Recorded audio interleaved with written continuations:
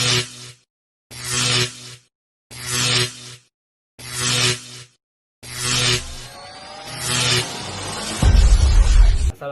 warahmatullahi wabarakatuh. Perkenalkan, nama saya Muhammad Iqbal dari Fakultas Tarbiyah dan Keguruan jurusan Pendidikan Agama Islam. Saya di sini akan melaksanakan tugas dengan tes dari Ibu Desi, yaitu mata kuliah kewarganegaraan. Soal yang pertama, jelaskan tentang demokrasi Pancasila dan sipil society konsultasi dan sistem ketenagaraan Republik Indonesia berdasarkan Pancasila dan Undang-Undang Dasar 1945. Itu nomor satu. Jadi jawabannya, demokrasi Pancasila adalah demokrasi yang merujuk pada sila keempat Pancasila, yakni secara filosofis bermakna demokrasi yang didasarkan pada kerakyatan yang dipimpin oleh hikmah, kebijaksanaan dalam pemusatan atau perwakilan, yang dijauhi oleh persatuan Indonesia, yang dijauhi oleh kemanusiaan yang adil dan beradab, dan yang dijauhi oleh ketuhanan yang Maha Esa, dan yang menjiwai keadilan sosial bagi seluruh rakyat Indonesia. Keadilan sosial bagi seluruh rakyat Indonesia, hal demikian adalah sebagai konsekuensi bahwa setiap sila Pancasila adalah dijauhi oleh sila di atasnya dan menjiwai sila di bawahnya. Dengan jelas sekali bahwa demokrasi yang berkembang di Barat, terutama dalam tataran implementatif.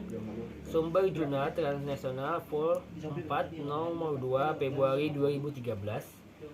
Civil society adalah sebuah gagasan yang baru digunakan pada akhir tahun 1990-an.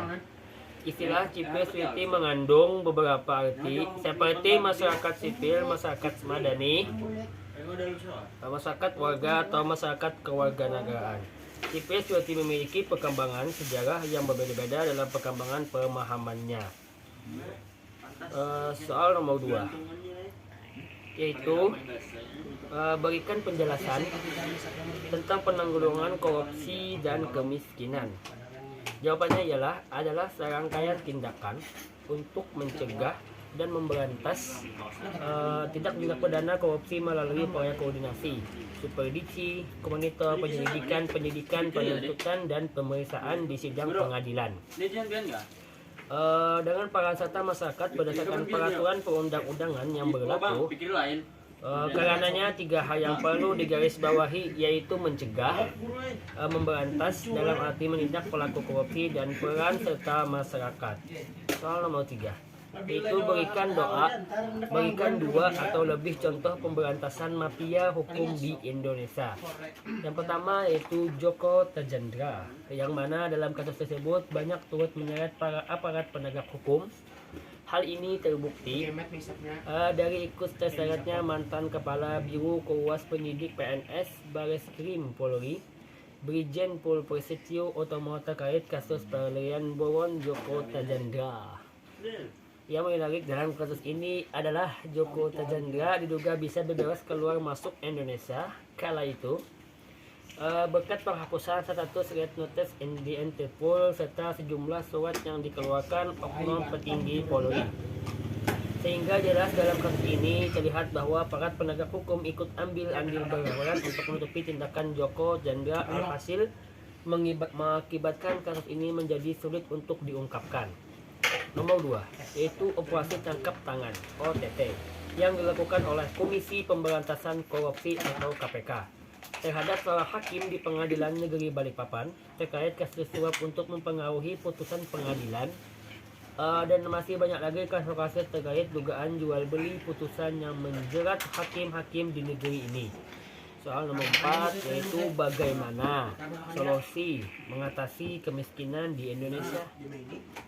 Jadi cara mengatasinya itu dengan kemiskinan itu merupakan salah satu masalah yang hampir dimiliki oleh setiap negara, baik negara berkembang maupun negara maju. Segala upaya baik dari peran pemerintah maupun masyarakat telah dikerahkan untuk mengentaskan kemiskinan. Berikut beberapa upaya dan cara yang dapat dilakukan untuk mengatasi serta mengurangi kemiskinan, antara lain: pertama, mengelola sumber daya alam. Kedua, meningkatkan kualitas sumber daya manusianya. 3, membuka peluang investasi. Keempat, meningkatkan ilmu pengetahuan dan teknologi. Kelima, menunjukkan pariwisata. Keenam, mempelebar dan menambah jumlah pengusaha. Ketujuh, membeli segala produk asli dalam negeri. Kedelapan, mengurangi impor dan memperbanyak ekspor. 9, memperbaiki inspektor sebagai sarana penghubung perekonomian. Dan hingga 10, mendirikan balai latihan kerja untuk masyarakat. Mau itu tentang gerakan politik keagamaan di Indonesia, represi historis politik Islam di Indonesia. Jadi jawabannya, dalam sejarah politik sangat sering terjadi agama dijadikan instrumen oleh pengusaha. Nah, jadi yang tiran dan menjalin untuk menindas rakyat ataupun untuk melanggarkan kekuasaannya di Indonesia semasa Orde Baru. Nah, pada seperti ini juga muncul ironinya banyak mereka yang disebut sebagai ulama tokoh agama, yaitu seperti tanpa sadar dan tanpa penolakan telah dijadikan tameng atau bemper oleh rejim Soeharto yang sedang berkuasa untuk menjinakkan umat Islam. Nah, jadi agar tetap tenang sekalipun berbagai tindakan kemungkaran terutama korupsi merajalela di mana-mana. Nah, jadi mungkin itu saja yang dapat ulun sampaikan. Kurang lebihnya mohon dimaafkan. Wassalamualaikum warahmatullahi wabarakatuh.